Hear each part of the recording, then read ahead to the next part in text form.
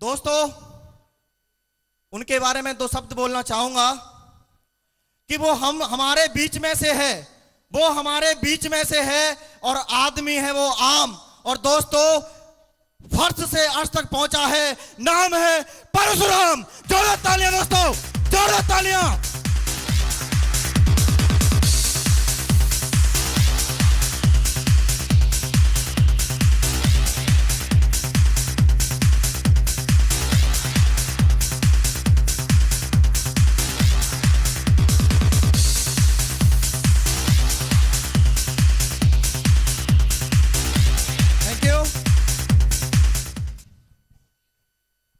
दोस्तों, मेरा नाम परशुराम है। मैं गोरखपुर से बिलोंग करता हूं। गोरखपुर कितने लोग जानते हैं? सभी लोग, थैंक यू। मैं गोरखपुर से बिलोंग करता हूं। मैं यहां पे सिर्फ दो बात करूंगा दोस्तों, क्योंकि आज यहां पे बहुत बड़ी बड़ी हस्तियां मौजूद हैं और मैं यहां पे सीखने के लिए आया हूं। ये भी देखने आया हूं कि हम गोरखपुर में काम करते हैं, वहां के लोग कैसे काम करते हैं। जरा मथुरा में देखें यहां के लोग भी कैसे काम करते हैं। तो दोस्तों, मैं यहां से बहुत मोटिवेट होके जा रहा हूं, बहुत कुछ सीख के जा रहा हूं दोस्तों। Thank you. मैं यहां पर सिर्फ दो बातें करना चाहूंगा। सबसे पहली बात कि सिक्योर लाइफ में आज मैं हूं, तो सिक्योर लाइफ से पहले मैं क्या था और ऐसा कौन सा वो दिन आया कि हमारे लाइफ में सिक्योर लाइफ आया, और जब सिक्योर लाइफ हमारे लाइफ में आया तो अब हम कहां पे हैं। मैं सिर्फ दो बात करूंगा यहां पे। तो दोस्तों, जैसा मैं गोरखपुर से रहने वाला हूं, बहुत ही गरीब परिवार में मेरा जन्म हुआ। हम परिवार की बात करें तो हम 4 भाई हैं, हमसे सभी छोटे हैं।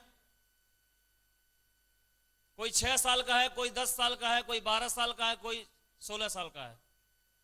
4 बहन हमारे छोटी छोटी है, सभी हमसे छोटी है। माता जी हैं, बाबा जी हैं, इतना हमारे परिवार है। और दोस्तों, जैसा हमारी सोसाइटी या हमारे प्रोफाइल में हर आदमी जो है यही चाहता है, हर माँ बाप यही चाहता है कि आप पढ़ाई लिखाई करें, पढ़ाई लिखाई करने के बाद आप एक सरकारी नौकरी लें। यस और नो? हमारी सोसाइटी यही सिखाती है। ऐसा मुझे भी ये बीच मेरे दिमाग में बोया गया, ऐसा संस्कार मेरे अंदर डाला गया और मैं जैसा लोग बताते गए वैसा मैं करता गया। ऐसे परिवार से था जहां पे आज कमाना है, आज का खाना है। और उस परिवार का एक सपना था कि हमारे घर का चिराग अगर एक सरकारी नौकरी पा जाए तो हमारी घर की स्थिति बहुत अच्छी हो जाएगी। शायद मुझे लगता है सबका ये सपना होता आज के जमाने में। यस और नो? तो दोस्तों, मुझे भी लगा कि मुझे नौकरी लेनी चाहिए सरकारी। पढ़ाई लिखाई किया, 10+2 किया, ग्रेजुएशन कर रहा था। इसके दौरान दोस्तों पुलिस डिपार्टमेंट में भर्ती निकला और भर्ती देखना चालू किया। हालांकि और सपना कुछ और बनने का था मेरा, लेकिन किसी कारणवश वो नहीं बन पाया। तो लोगों ने कहा इसी पुलिस फोर्स में आप चले जाइए। तो मैंने पुलिस फोर्स की भर्ती देखना स्टार्ट किया। और जब मैं भर्ती देखना चालू किया था तो शायद आज के जमाने में हर आदमी यही बोलता है कि सरकारी नौकरी नहीं मिलता है। इतना आसान नहीं है सरकारी नौकरी पाना। आज के समय बहुत सारे पैसे लगते हैं, बहुत सारा टैलेंट चाहिए।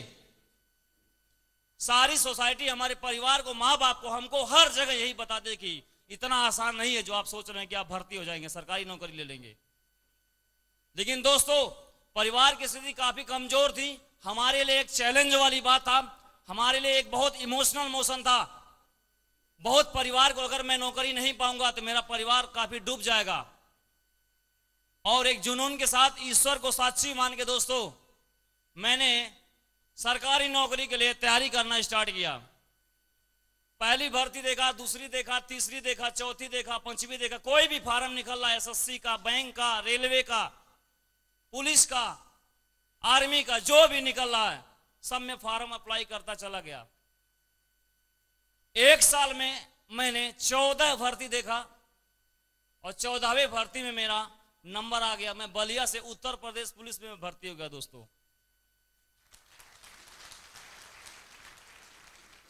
Thank you. अब आप ये समझ सकते होंगे कि जो परिवार बहुत गरीब है, जहां पे कमाना और खाना कल का भरोसा नहीं है, क्या होगा क्या नहीं होगा, उस परिवार में जब सरकारी नौकरी मिला होगा तो कितना खुशियां मनाई गई होंगी दोस्तों। बहुत खुशी थे हमारे माँ बाप, बहुत उनके आंखों में आंसू था दोस्तों। मुझे भी लगता था कि मैंने यार बहुत बड़ा जग जीत लिया, बहुत बड़ा मैंने काम कर लिया। उसके बाद मैं ट्रेनिंग में चला जाता हूं, पिताजी अपने प्राइवेट नौकरी करते थे, मुंबई चले जाते हैं, वहां से बातचीत होता है, ट्रेनिंग पीरियड समाप्त होने वाला होता है, तो ऐसा होता है कि हम दोनों बातचीत करते हैं कि हमारा ट्रेनिंग समाप्त हो रहा है, अब हम दोनों मुलाकात करेंगे, आप भी छुट्टी लेके घर आइए, मेरी भी छुट्टी होने वाली है, हम दोनों घर पे मुलाकात करेंगे। और एक सप्ताह रह गया था, एक सप्ताह बाद हमारी छुट्टी होने वाली है, तब तक मैं परेड में जा रहा था, अचानक फोन आता है आपके पिताजी एक्सपायर हो गए, हार्ट अटैक हो गया उनको। तो दोस्तों एक बहुत बड़ा सदमा लगा। शायद इस सदमे को, जो मेरे पिताजी बहुत यंग थे, 45 ईयर्स उनका एज था, बहुत यंग थे, हम दोनों जहां भी जाते थे लोग उनको भाई कहते थे, कि आप दोनों भाई हैं क्या, नहीं बोलते थे हमारा एक बड़ा लड़का है। दोस्तों ऐसा एक बहुत बड़ा दुखद घटना होता है। उसके बाद हम आते हैं, क्योंकि ये सबके साथ होता है, कहीं ना कहीं आदमी झेल ही लेता है, ऐसा नो, कहीं ना कहीं बर्दाश्त करना ही था, प्रकृति से क्या हम लड़ सकते नहीं थे। उसके दौरान फिर आए, नौकरी करने लगे, परिवार चल रहा था, अच्छा खासा चल रहा था। तब तक एक बहुत बड़ी और दुखद घटना हमारे परिवार में घटती है कि आप सभी लोग जानते हैं कि 2006 बैच की जो भर्ती हुआ था, वो सभी भर्ती को निरस्त कर दिया था, जानकारी है? हेलो। तो उस भर्ती में मुझे नौकरी से निकाल दिया गया। अब उस परिवार में सोचिए कि जो बड़ा चिराग था वो भी बुझ गया, जो एक दहीना हाथ था उस चिराग का वो भी बुझ गया। अभी 4 भाई बहन, दाल रोटी कहां से चलेगा? अब इस बात को इमोशनली अपने लीजिए। यहां पर अगर आप अपने घर के परिवार के सदस्य हैं, आप अपने आप को कुछ समझते हैं, तो आप अपने आप को मान के देखिए कि ऐसे सिचुएशन में आप क्या करेंगे। ऊपर से कई लाख रुपए कर्जा, 10% इंटरेस्ट पे, लोगों का फोन आ रहा, मेरा पैसा चाहिए, समझ में नहीं आ रहा था क्या करूं। उस समय हिम्मत से काम लिया, ईश्वर को साक्षी मान के मैंने कहा भाई साहब पैसा दे दूंगा, अगर जिंदा रहूंगा तो आपको मैं पैसा दूंगा, आपको जान से मारना मार दीजिए, मैं पैसा कहां से दे दूं, धैर्य रखिए, मैं 100% आपको पैसा मैं कमा के दूंगा। और तब तक परिवार के दाल रोटी के लिए प्रॉब्लम होने लगा। मैं दिल्ली चला गया, वहां 3-4 महीना मैं कंपनी में काम किया, वहां से 4-5 हजार रुपए महीने कमा के घर भेजा था, घर का दाल रोटी चल रहा था। इसके दौरान एक इंफॉर्मेशन मिलती कि आपकी भर्ती बहाल हो गई, मैं वापस चला आता हूं, जबकि भर्ती बहाल नहीं होती है। घर आ जाता हूं, जो 4-5 हजार कमाता था वो भी धंधा बंद हो गया। फिर मैंने वहां के आगरा आया, आगरा काम के लिए आया, और आगरा काम के तलाश में ढूंढ ही रहा था। इसी बिजनेस की जानकारी देने के लिए 2 महान हस्ती जो ढूंढ रहे थे कि कौन मिले किसकी जिंदगी में बदलाव करें, दूसरों को समझा रहे थे प्लान को। और मैंने कहा क्या है जरा मुझे बताइए। उन्होंने कहा कि आज मेरे पास टाइम नहीं है, संडे को आप आइएगा। और सबसे पहले जो व्यक्ति मुझे बुलाए थे उसमें से एक व्यक्ति यहाँ पे मौजूद हैं, और एक व्यक्तित्व यहाँ पर मौजूद नहीं है। हम चाहेंगे मिस्टर महेश जी के लिए, मिस्टर रवि जी के जोरदार ताली होनी चाहिए। Thank you. तो दोस्तों आप सबसे पहले एक लेसन तो अभी यही समझ लो कि जो आपके हाथ में अपॉर्चुनिटी लगी हुई है दोस्तों, आपको नहीं मालूम है कि ये अपॉर्चुनिटी किसी घर के लिए, किसी परिवार के लिए कितनी खुशियां दे सकती है। दोस्तों आप लोग छिपा के अपने पास रखते हैं, आपको शर्म आती है, आपको झिझक आती है। दोस्तों अगर वो हंसते हमको नहीं प्लान को समझाए होते तो आज हमारे साथ क्या होता। तो आप लोग कसम खाइए, अपने सेल्फ इमेज को हाई रखिए कि मेरे पास जो अवसर है वो दूसरे को, जिंदगी को बदल सकता है। दोस्तों छिपाइए, मैं दूसरे को जानकारी दे दी दोस्तों। Thank you. जानकारी दिया, प्लान को देखा, प्लान में क्या समझ में आया, क्या बताया, कुछ समझ में नहीं आया। इतना समझ में आया कि काम को करना चाहिए, क्यों करना चाहिए, कैसे करना चाहिए, होगा कि नहीं होगा, कंपनी क्या है कोई मतलब नहीं, बस इतना समझ में काम करना चाहिए। क्योंकि अपने पास कुछ था नहीं, काम के तलाश तो मैं ढूंढ ही रहा था, काम के तलाश में तो मैं था ही। और दोस्तों उस बिजनेस को मैंने पकड़ा।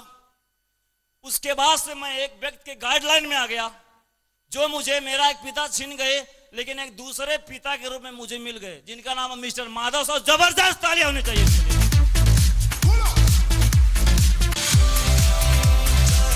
थैंक यू,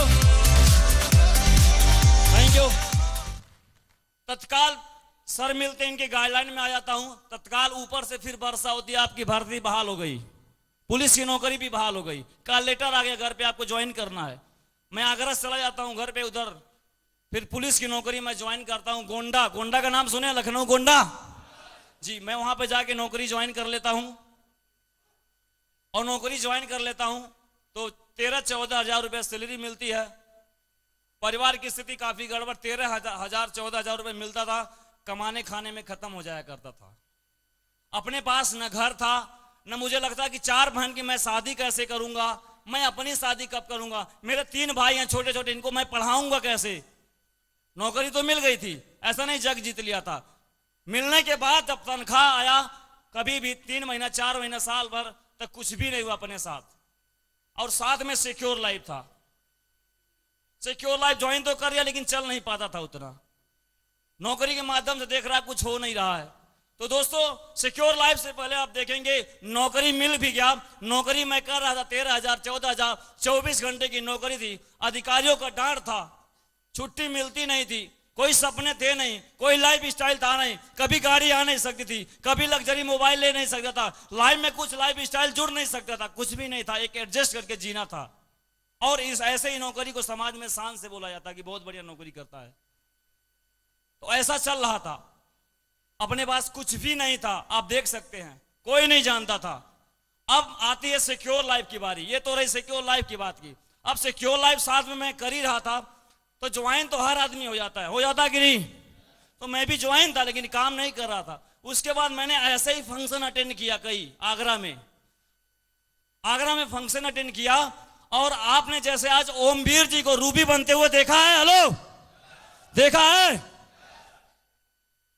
और डायमंड को यहां पर एंट्री करते हुए देखा है, डबल डायमंड को देखा है, इनकी लाइफ स्टाइल को देखा है, इनके पैसे को देखा है, इनके रुतबे को आपने देखा है, आपने देखा है। मैंने भी ऐसे फंक्शन में पीछे बैठ के, कहां पे, कई बार गेट से एंट्री नहीं मुझे मिली। यही आगरा शहर है। सर के डायमंड से में मुझे टिकट नहीं था, लेट हो गया था, बाहर ही खड़ा कर दिया गया। 2-3 घंटे में बाहर ही खड़ा था। आज भी कई लोग खड़े होंगे, बाहर खड़ा था मैं। और देखने के बाद, कई फंक्शन देखने के बाद, सिक्योर लाइफ को काफी स्टडी करने के बाद, 12 साल से हिंदुस्तान में चल रही है, सैकड़ों डायमंड बनाई है, आंखों के सामने डायमंड यहां बनते जा रहे हैं। और मैं भी ज्वाइन हूं, तो क्या मैं नहीं बन सकता हूं? क्या मैं नहीं बन सकता हूं?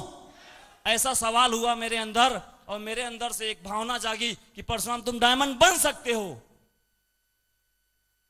क्या चाहिए डायमंड बनने के लिए?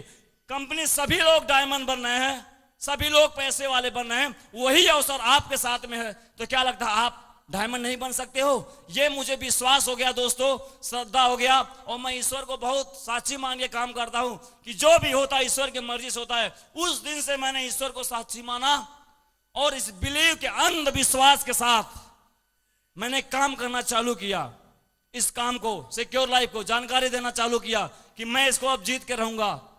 तो दोस्तों हमारे अपलाइन से पास गया, बोलो सर क्या क्या करना पड़ेगा? सर लोग बताए, कुछ हमको टिप्स दिए, कुछ हमको मंत्र बताए।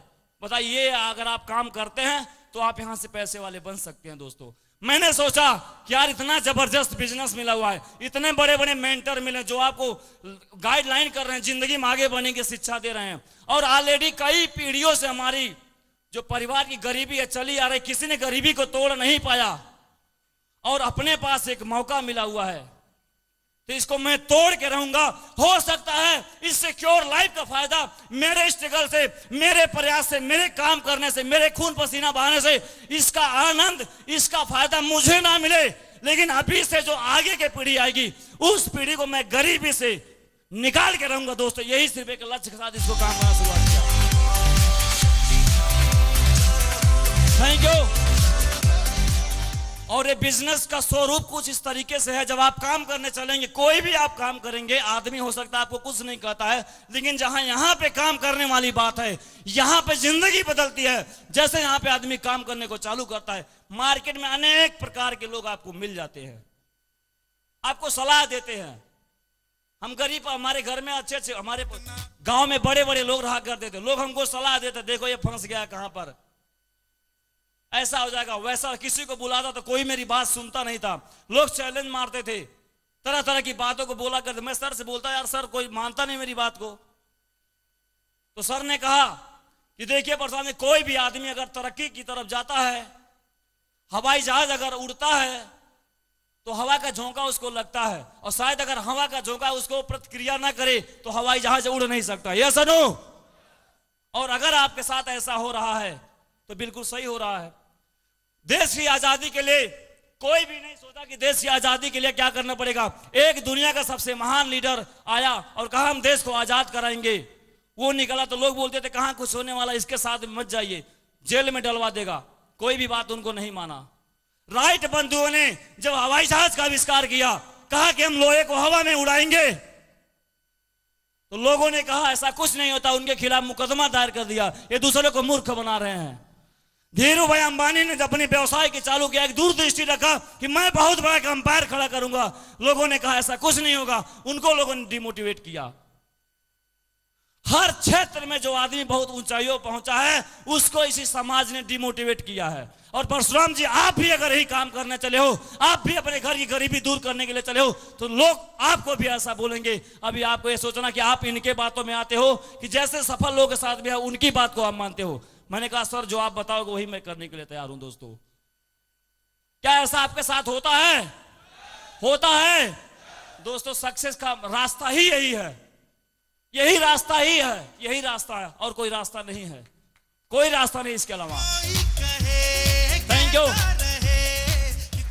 दूसरी बात, मैंने कहा ठीक है सर मैं झेलने के लिए तैयार हूं, और मैंने अपना एक लक्ष्य रखा सामने, अपना एक विजन रखा, अपना एक ड्रीम रखा कि मुझे गरीबी हटाना है। दुनिया कुछ भी बोले, मुझे कुछ भी करना पड़े, मैं किसी के सुनने वाला नहीं हूं। मैं सिर्फ अपलाइन जो सिस्टम बोलेगा वही करने वाला। दोस्तों, मैंने इधर इस कान से सुना, इस कान से निकाल लिया दोस्तों, और काम करना चालू किया दोस्तों। तो मेरे साथ रास्ते में सक्सेस में जो होता वही हुआ क्या, मैं लोगों को प्लान दिखाता था, लोग ज्वाइन नहीं कर रहे थे। 9 महीना मैंने लगातार प्लान दिखाया, 9 महीना में मेरा 1000 का चेक बना दोस्तों, 1000 का चेक, कोई ज्वाइन नहीं करता था। Thank you. कोई ज्वाइन नहीं करता था। सर बताते थे, सर के पास सर कोई ज्वाइन नहीं करता है, क्या करे? सर बताते थे। सक्सेस का फार्मूला जानना चाहेंगे परशुराम? मैं आपको बार बार नहीं समझा पाऊंगा, एक बार मैं आपको समझा देता हूं, आप उसको अंधविश्वास कर लो। कहा सर साहब बता दीजिए हमको क्या मुझे करना है। सर ने एक बार मिस्टर नरसिंहवाल का वीडियो देखा, मिस्टर माधव सर का वीडियो देखा, ओम प्रकाश जी का देखा, और सर के गाइडलाइन में लगा रहा। सर मोबाइल के माध्यम से हमारे घर जाके, हमारे सिटी में जाके हमको समझाते रहे। उन्होंने एक फार्मूला मुझे बताया, कहा यही फार्मूला आपको लागू करना पड़ेगा, इस पे अगर आप चलते जाएंगे तो निश्चित तौर पे आपको सफलता मिल जाएगी। दोस्तों, मैंने कहा सर कौन सा फार्मूला? उन्होंने कहा आपको फार्मूला एक ही है कि जिस तरीके से एडिसन ने बल्ब का आविष्कार करने के सोचा, अपना एक एम बनाया कि मुझे उजाला करना है, दुनिया कुछ भी बोलती थी उसको भी वैज्ञानिक उस पर हंसते थे। आपको पहला एक्सपेरिमेंट करना है, दूसरा करना है, तीसरा करना है, चौथा करना है, पांचवा करना, आपको तब तक एक्सपेरिमेंट करते रहना पड़ेगा जब तक बल्ब का आविष्कार नहीं हो जाता है। Thank you. इब्राहिम लिंकन को बताया कि अगर आपको राष्ट्रपति बनना है तो आप उसकी हिस्ट्री को देखिए, अगर उसे राष्ट्रपति बनना है तो उसे तब तक चुनाव लड़ना पड़ेगा जब तक वो राष्ट्रपति नहीं बन जाता है। Thank you. अमिताभ बच्चन को आप देखिए, अगर उसे एक सुपरस्टार